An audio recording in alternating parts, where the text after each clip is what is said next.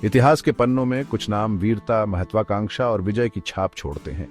ऐसा ही एक नाम है महमूद बिन कासिम का, जो एक अरब सेनापति था जिसने 8वीं शताब्दी के आरंभ में भारतीय उपमहाद्वीप में इस्लाम के प्रसार में महत्वपूर्ण भूमिका निभाई।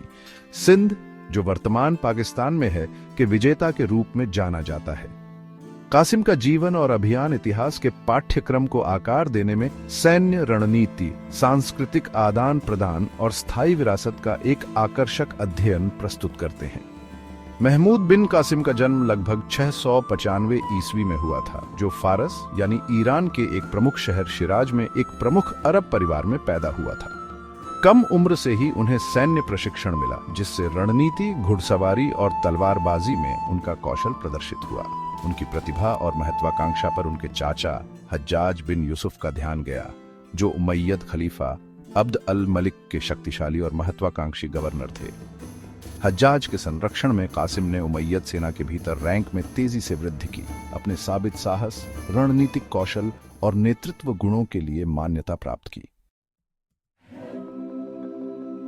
महमूद बिन कासिम के कारनामों को समझने के लिए उस ऐतिहासिक संदर्भ को समझना आवश्यक है जिसमें उन्होंने काम किया था।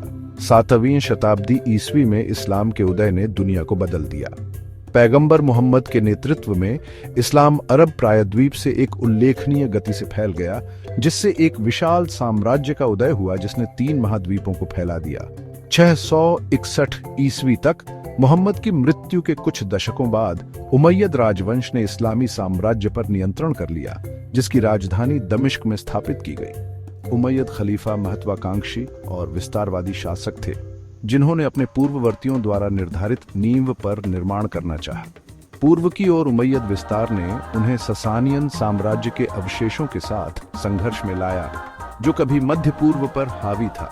फारसियों की विजय ने उमैयदों के लिए मध्य एशिया और भारतीय उपमहाद्वीप के समृद्ध और विशाल क्षेत्रों के लिए द्वार खोल दिए। भारतीय उपमहाद्वीप अपनी समृद्ध और विविध संस्कृति और व्यापार के संपन्न नेटवर्क के साथ अरब व्यापारियों और खोजकर्ताओं के लिए लंबे समय से रुचि का विषय रहा है। 7वीं शताब्दी तक इस्लाम पहले से ही अरब प्रायद्वीप के साथ अपने व्यापारिक संबंधों के माध्यम से भारतीय उपमहाद्वीप के कुछ हिस्सों में प्रवेश कर चुका था। हालांकि उमैयदों के आगमन ने इस क्षेत्र के साथ इस्लाम की बातचीत को एक नया मोड़ दिया, जिससे एक ऐसा टकराव हुआ जिसका भारतीय इतिहास के पाठ्यक्रम पर गहरा प्रभाव पड़ेगा। उमैयद खलीफा अब्द अल मलिक और उसके कुशल और महत्वाकांक्षी गवर्नर हज्जाज बिन यूसुफ के शासनकाल के दौरान उमैयद सेनाओं ने पूर्व की ओर अपनी प्रगति जारी रखी, जिससे मध्य एशिया में गहराई से प्रवेश किया और वर्तमान अफगानिस्तान और पाकिस्तान के क्षेत्रों को जीत लिया। 690 के दशक के अंत तक उमैयद सेना सिंध की सीमाओं पर पहुंच चुकी थी, जो सिंधु नदी के मुहाने पर स्थित एक समृद्ध और उपजाऊ क्षेत्र है। सिंध उस समय राजा दाहिर द्वारा शासित था, जो एक हिंदू शासक था, जिसके बारे में कहा जाता है कि वह एक कमजोर और लोकप्रिय शासक था। उमैयदों और सिंध के शासकों के बीच प्रारंभिक मुठभेड़ सीमा की घटनाओं और छापेमारी से हुई। अरब इतिहासकारों के वृत्तांतों के अनुसार इन झड़पों को एक घटना से उकसाया गया था, जब सिंध से संबंधित समुद्री लुटेरों ने फारस की खाड़ी में उमैयद जहाजों को लूट लिया था। हज्जाज ने दाहिर से लूटे गए माल की वापसी और अपराधियों को सौंपने की मांग की, लेकिन दाहिर ने इस आधार पर इनकार कर दिया कि उसके पास समुद्री लुटेरों पर कोई नियंत्रण नहीं है। यह घटना चाहे कितनी भी छोटी क्यों ना हो, हज्जाज के लिए कार्रवाई का एक बहाना बन गई, जो पहले से ही भारतीय उपमहाद्वीप के समृद्ध क्षेत्रों को उमैयद शासन के अधीन करने की मांग कर रहा था।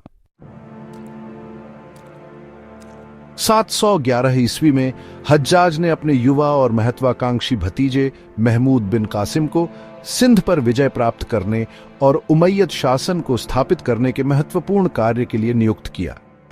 कासिम मुश्किल से 20 वर्ष का था।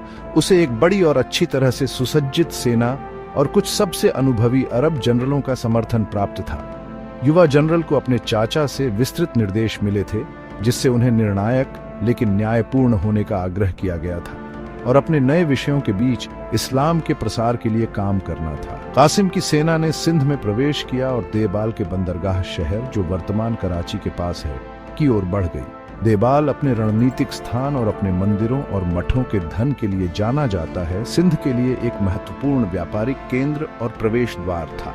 इस शहर को एक मजबूत गैरिसन द्वारा भारी किलेबंदी और बचाव किया गया था, जिससे उमैयद सेना के लिए एक दुर्जय बाधा बनने की उम्मीद थी। कासिम की देवाल की घेराबंदी, जो कई हफ्तों तक चली, शुरुआती चुनौतियों और भयंकर प्रतिरोध से जुड़ी हुई थी। हालांकि युवा जनरल ने उल्लेखनीय सैन्य कौशल और दृढ़ संकल्प का प्रदर्शन किया, जिससे उनकी सेनाओं को शहर की दीवारों को तोड़ने और इसके बचाव को तोड़ने के लिए नेतृत्व किया गया। देवाल का पतन सिंध के लिए एक बड़ा झटका था, जिससे राजा दाहिर के राज्य के केंद्र में उमैयद सेना के लिए रास्ता खुल गया। कासिम की सेना की खबरें दाहिर तक पहुंची, जिन्होंने आक्रमणकारियों से मिलने के लिए एक बड़ी सेना जुटाई। दोनों सेनाएं 712 ईस्वी में रावर के पास टकराईं, जो एक निर्णायक युद्ध में था, जिसका सिंध के भाग्य पर बहुत बड़ा प्रभाव पड़ेगा।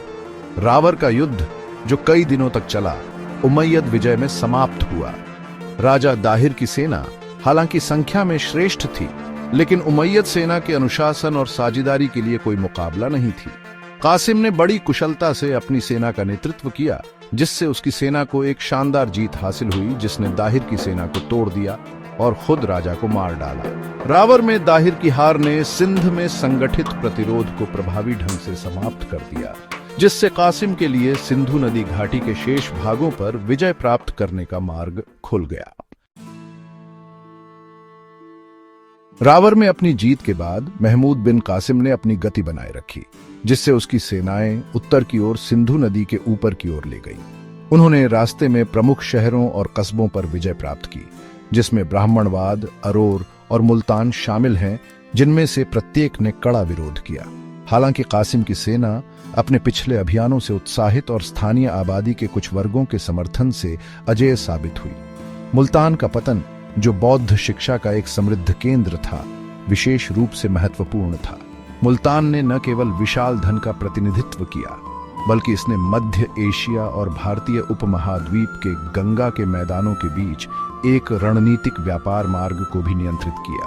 अपने सैन्य अभियानों के साथ कासिम ने हज्जाज द्वारा निर्धारित सुलह की नीति भी अपनाई। उसने उन लोगों के प्रति सापेक्ष धार्मिक सहिष्णुता की पेशकश की, जिन्होंने विजय के लिए प्रस्तुत किया, इस्लाम में परिवर्तित होने वालों के लिए सुरक्षा और अनुकूल उपचार सुनिश्चित किया, और गैर मुस्लिम आबादी पर जजिया लगाया, जो एक प्रकार का मतदान कर था, जो मुस्लिम शासन के तहत गैर मुस्लिम विषयों पर लगाया जाता था।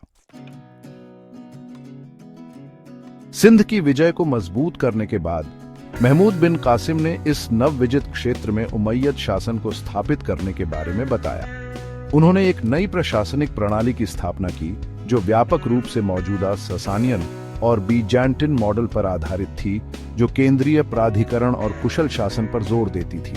सिंध को कई प्रांतों या इक्लिम्स में विभाजित किया गया था। प्रत्येक एक अरब राज्यपाल या अमीर के शासन के अधीन था।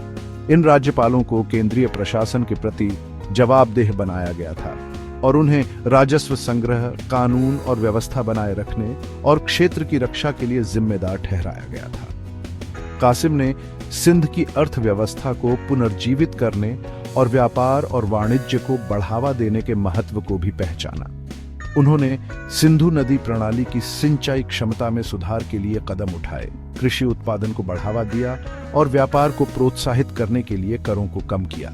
सिंध जल्द ही एक संपन्न व्यापारिक केंद्र बन गया, जो फारस की खाड़ी, मध्य एशिया और भारतीय उपमहाद्वीप के अन्य भागों के व्यापार मार्गों को जोड़ता है। अपने राजनीतिक और आर्थिक सुधारों के अलावा कासिम ने इस्लाम के प्रसार को बढ़ावा देने के लिए भी काम किया।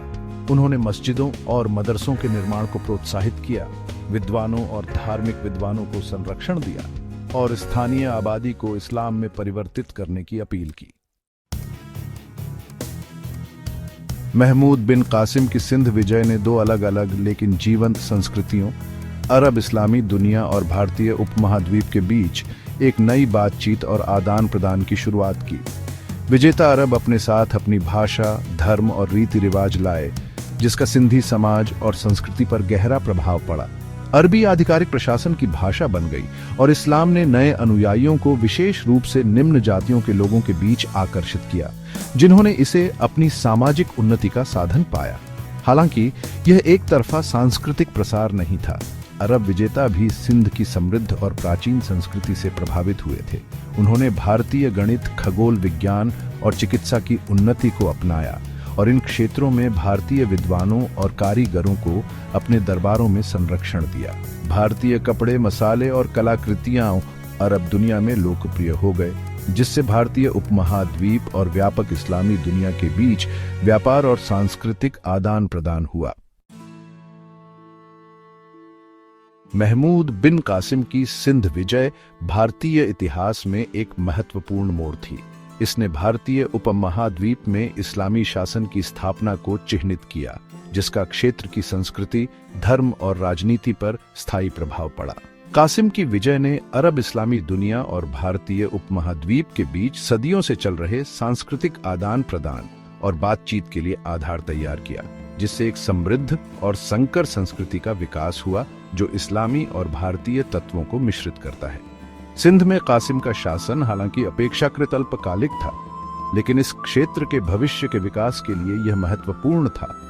उन्होंने जो प्रशासनिक ढांचा और आर्थिक नीतियां स्थापित की, उन्होंने उनके उत्तराधिकारियों, विशेष रूप से दिल्ली सल्तनत के लिए एक मिसाल कायम की, जिन्होंने 13वीं शताब्दी में उत्तरी भारत के बड़े हिस्से पर शासन किया।